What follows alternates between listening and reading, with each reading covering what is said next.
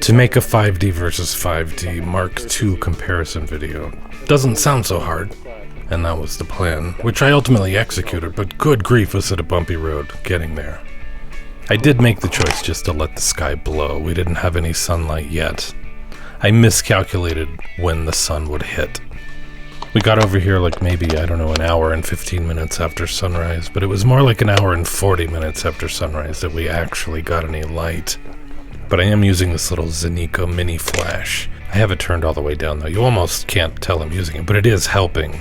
It was just too dark, at least in that direction, to shoot without some kind of lighting assist.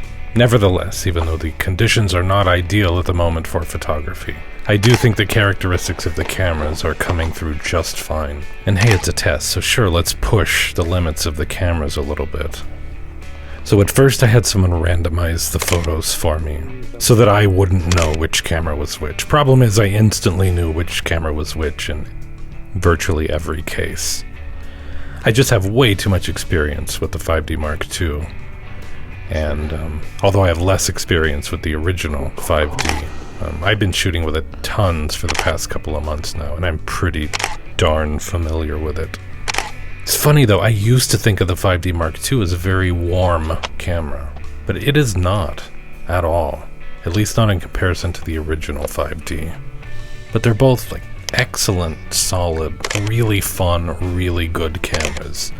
Very similar in a lot of ways, quite a bit different in certain ways. And for the next 25 minutes or whatever, that is what we will be exploring. And all of these right here were shot with the original 5D. I was already getting really tired of switching between cameras for every single shot, which is not great considering we're only just getting started. Here's that ZENIKO flash, the ZF-08. I've been carrying it around for a handful of weeks, waiting for an opportunity to need it. And that opportunity is now. Amazing tiny little flash. I do feel like it ended up being the hero of the early part of this photo shoot. I use it to greater effect here in a moment.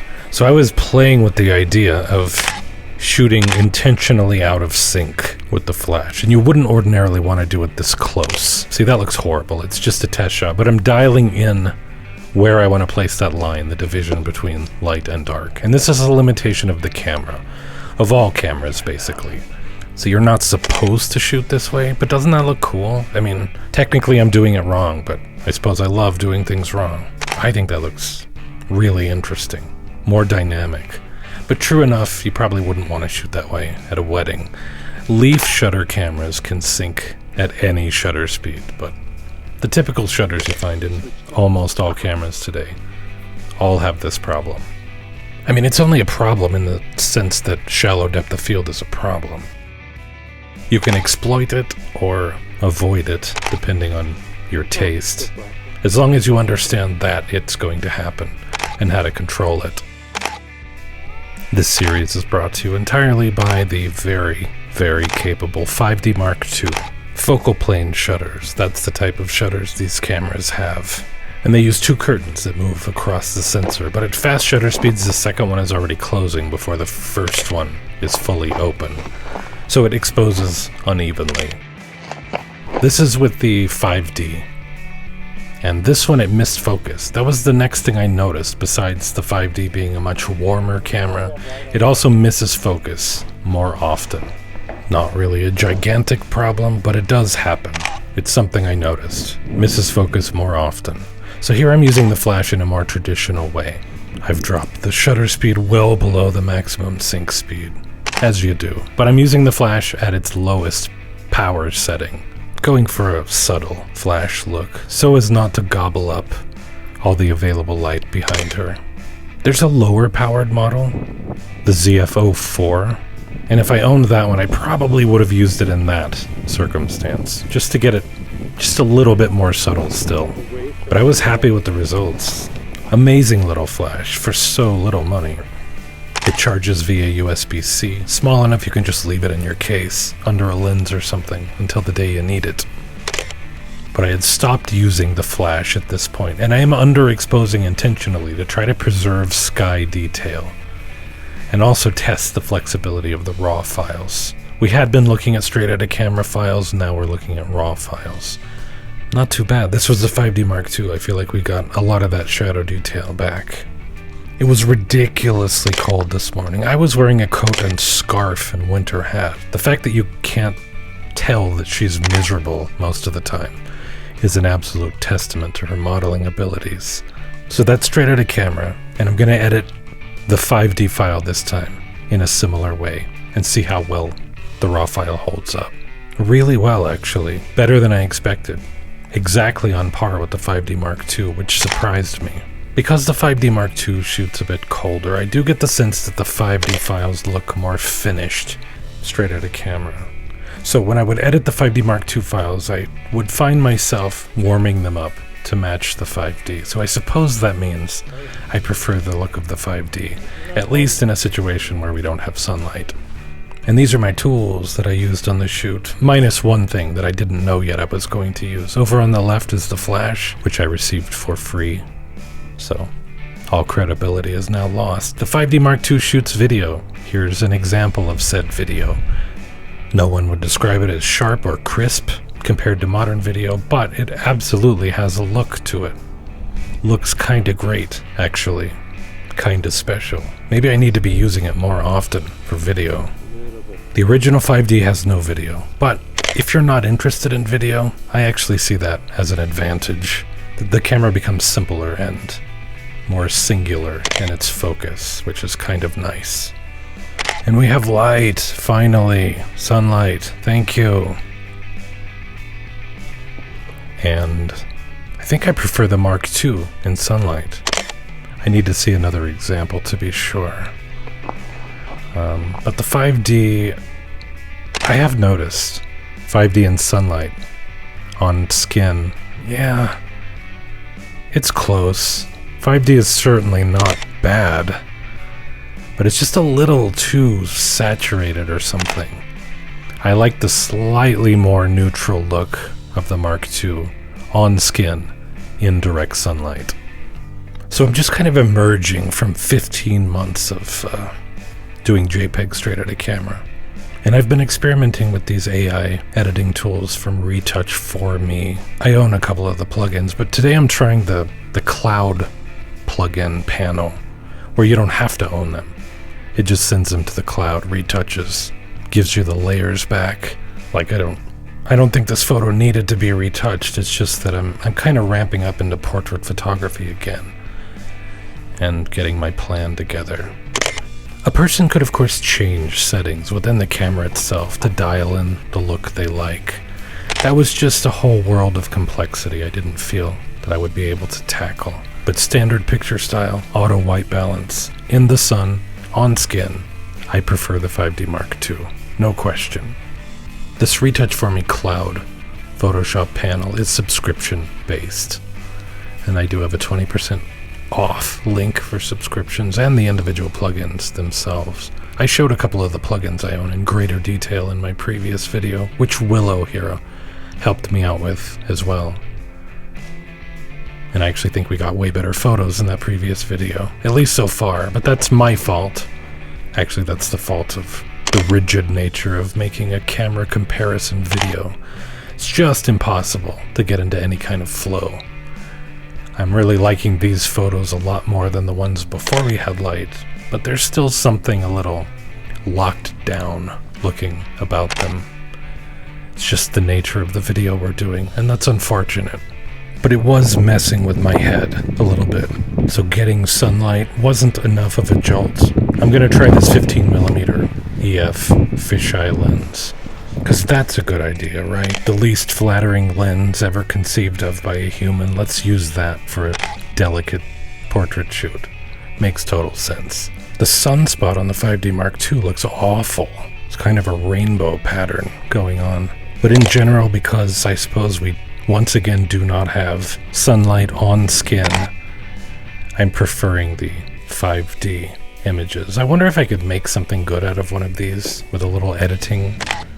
Oof, that is awful. I mean, just so unflattering. I'm sorry, Willow, if you're watching this. That is fucked up. Wow, the Retouch4Me cloud panel actually really improved it by evening out the two different colors of shadow that were on her face. There's the middle cold color and the warmer color with the sun creeping around the sides. Anyway, something's gotta change, because this is sucking. I am doing a horrible, horrible job. Or at least I was. Like, now we're onto something. But the working photographer in me forced me down a different path. I'm using neither the 5D nor the 5D Mark II. I just had to do better. She deserves better, especially after experiencing some mild hypothermia a little while ago. It's a little bit warmer now. But these are all JPEGs straight out of camera still. Out of which camera? I mean, it doesn't matter. It's my R5. I don't think the camera itself is relevant. It's just I needed to change something. I had gotten myself stuck in a bit of a rut. Mostly it was the tilty flippy screen that turned it around for me. Like, suddenly I'm finding angles. Could have done it with the other cameras. I guess it is a little more challenging because it's glued to your eyeball. So score a point for modern cameras. I guess that is a little bit of a reality check. As was that. So I figured I'd just cut it out. Why would I show some R5 shots in my 5D versus 5D Mark II video? But it turns out that became the whole story. Switching to the R5 solved the problem in the moment. We were instantly getting better looking images, but as a result of that, I went home with my confidence completely shaken. Like, am I really not good enough to get the job done with older cameras anymore? And I recommend old cameras to people an awful lot. Am I just full of shit? To not include this would have been very dishonest, I feel. And I'll tell you what it was. I mean, I mentioned already the flippy screen, that was half of it. But it certainly wasn't higher resolution. Dynamic range didn't matter to me. More modern JPEG engine didn't matter. It wasn't the way more expensive lens I was using. None of that mattered. None of that matters still to me. It was the flippy screen and it was the eye tracking autofocus. I just felt so free. Before I felt so locked down, and now I just felt incredibly free. And I have mentioned before that I prefer shooting people on a modern mirrorless camera, so I'm not a total hypocrite. It's just that most of what I do in general these days, and certainly on YouTube, is not people. It tends to be nature or something like that, architecture, whatever. Composition, focus, it's a bit easier in those kind of situations. And I prefer shooting on old cameras because they're more fun, they're affordable, you can get great results for like no money. I mean, think about, the 5D is going to run you like $150 US. You could get a totally credible portrait lens for about the same. You've got a $300 setup that's just ridiculously good. I just can't get over that. To me, that's valuable, and I want to fucking sing about it. But okay, you get into weddings, you get into portraits. It's a little more demanding. Get into sports and wildlife. Way more demanding. There are absolutely reasons to go after modern gear. I just figure if that's you who's in that position, you already know that. No one is going to be able to assess your needs better than you. But rest assured, I do get back to comparing the 5D and the 5D Mark II in just a minute. But this was a significant turning point for me. I was going to make this video mostly about landscapes. I wanted to include a little section about portraits. That's valuable to see when you're deciding between two cameras. And then this happened. I completely struck out with both cameras. I mean, not completely. I don't, actively dislike anything we shot, with the exception of that damned fisheye shot.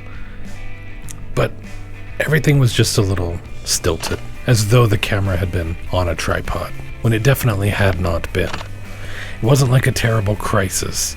I just knew that we could do better, and I definitely feel that we are. I love that shot. I really like all of these shots.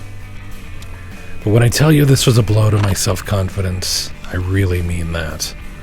But after a couple of days, that morphed into a feeling that I had something to prove with these two cameras, and that another portrait shoot was going to be the only way that I would have a chance at achieving redemption. Redemption for me, redemption for the 5D, redemption for the 5D Mark II, for DSLRs in general, old cameras. Though, in fairness, they have nothing to prove, only I do. Oh, I really dig that light. Kinda reminds me of what we were doing with the flash before. You know, and I did not finish my thought. I was talking about how the type of shutter affects the maximum flash sync speed. Well, electronic shutters still have this limitation because of the dreaded rolling shutter problem. That is, each line is being read out individually. There's never a point where an exposure is being taken simultaneously from every pixel, unless you have a camera with a global electronic shutter. I prefer the 5D image here, but notice that vignette in the top right corner? I get that all the time with the 5D. It's usually in the top left corner. Actually, I'm relieved to see it somewhere else. I thought maybe it was a problem with my sensor. But that is absolutely a peculiar aspect of the 5D. I guess I prefer the 5D image here. I don't know, I kind of like the blue shadows of the Mark II. Tough one. But I was out here feeling lost. Okay, I actually got some landscape photos, so that's great. But man, I must have gone out 5 different times and came back with 0 photos. I like the 5D image more.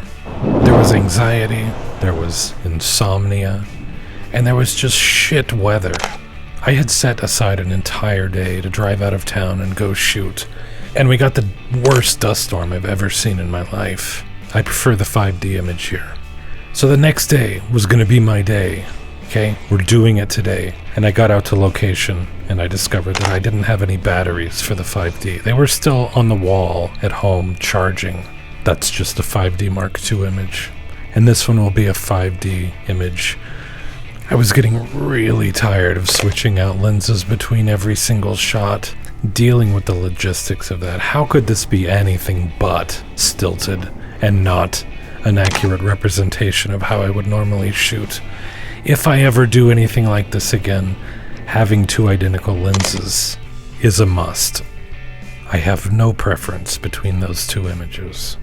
And as I've had some time to reflect on it now, I don't think it was anything inherent to the cameras that made that portrait shoot go so stiff.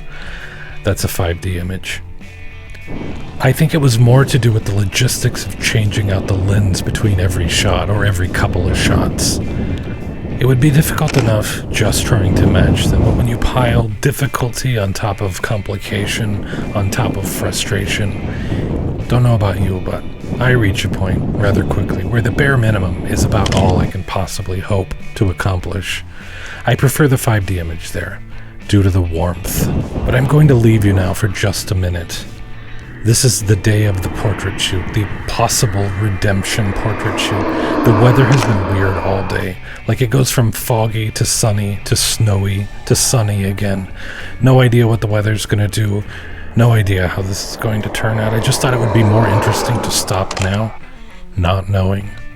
And then we'll take a look. I prefer the 5D Mark II image here. Finally, 5D Mark II, Jesus. Okay, it's done. And I feel like it went pretty well. And I did not have to resort to using any other cameras. I stuck strictly to the 5D and the 5D Mark II. So we're starting out here with the 5D Mark II. We shot for 30 minutes or so, then switched and shot 5D. I discussed with my model the look she wanted out of the images. She was more interested in something polished, a bit retouched versus something natural, straight out of camera. So I'm going with a compromise. Obviously, I have to use the native colors directly out of camera, or it defeats the purpose. But I used the Retouch For Me Photoshop panel, the cloud retouch side of it, to batch process all the images at once. Well, I actually split it up into 5 or 6 groups, and it worked amazingly well. Not perfect. I had to manually fix a few, but it was an incredible time saver. I was really thankful to have that as an option. And as I mentioned, getting back into more regular portrait photography I'm just trying to sort out all this new AI stuff that's available and to what extent I'm going to use it. Okay, but the cameras. Let me get to the point. Let me get to the cameras. It basically goes like this. Largely the 5D Mark II shot too blue for my taste, and largely the 5D shot too warm, too yellow for my taste. I think something in between would be just about perfect. Both cameras encountered certain situations where they were just right. I think these ones here are pretty darn good. But the 5D Mark II was just right, or at least not off by as much. More often, I found it more reliable in terms of color. Also, I do not believe I had a single missed focus on the 5D Mark II, and I did have quite a few on the 5D. The autofocus systems seem exactly the same in terms of the way you interact with them. They're both 9-point autofocus systems, but I do suspect that the 5D Mark II has been upgraded in some way. This is what it actually looks like to batch process the images. But did redemption occur? Yes, 100%. And it really has nothing to do with how good or not good the images look. I like them. I think they turned out cool, but that's not really the issue. It was more the freedom, the flexibility, the movement, the not feeling restrained or locked down. That was the test for me. I didn't feel that way at all. Total redemption for the cameras. I was up, I was down. I was able to get any angle I could think of. Never felt restrained by either not having an articulating screen or eye-tracking autofocus. And filming through the viewfinder like this is, in itself, cumbersome. Oh, I really like that shot. But it didn't feel cumbersome in comparison to taking a shot on one camera, removing the lens, putting the lens on the other camera, matching the shot. So actually I felt an incredible sense of freedom just in ditching that approach. So it was not the cameras. I'm certain of that now. And I'm happy to report I'm sort of forming a more positive relationship with the 5D Mark II. But this is where we switch to shooting 5D. So from here on it's the 5D, but I would just like to finish my point. Although I fully recognize what an awesome camera the 5D Mark II is, I've owned this one for 16 plus years. It's never been a camera I've particularly enjoyed shooting. I didn't sell it because it's still so capable. But I also kind of feel cursed to go on using it year after year, in the sense that there are so many other cameras that I enjoy using more. But I just get sucked back into the 5D Mark II because it's so capable, because it's better than those cameras that I enjoy using more. I wrongly associate the 5D Mark II with some of my very least favorite years living on planet Earth. Well, I'm starting to come around. I'm starting to actually have fun with it again. I'm starting to reach a point where I feel like I would choose it for fun and not only for the quality. That's kind of exciting. I'm still more of a 1D lover, but I suppose there's room in my proverbial heart for the 5D Mark II again. So you do not need an expensive modern camera. I was doubting myself. You do not need it, I should specify, if you're doing the sorts of things that I'm doing here. If you want one, fine. I would never presume to tell you what to get or not to get. Though I would just encourage you to look at budget-friendly, used, older stuff as an alternative before you spend thousands. But just take a look, just consider. Although maybe you do need a new camera. Maybe you have mobility issues. Maybe you have vision problems. Maybe the flippy screen and the autofocus that tracks the eyeball is exactly what you need. And certainly if you're doing types of photography, genres of photography, more demanding, more complicated, more difficult than what I'm doing here, it may well be the case that you do need more expensive modern gear. And just once again, I would never presume to tell you what you need. I would always imagine that you are the expert regarding your own needs. Monochrome on the 5D. I've really been enjoying that.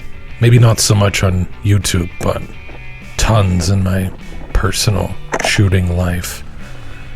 It's a really nice black and white camera. The 5D Mark II will also do black and white straight out of camera, so that's cool. I do prefer the look of the black and white images that the 5D, the original 5D, gives you over the Mark II, likely due to the notoriously weak AA filter in the 5D. I do feel like a few of these are a little too retouched looking. Maybe my perspective is out of whack because I'm so used to doing JPEG straight out of camera.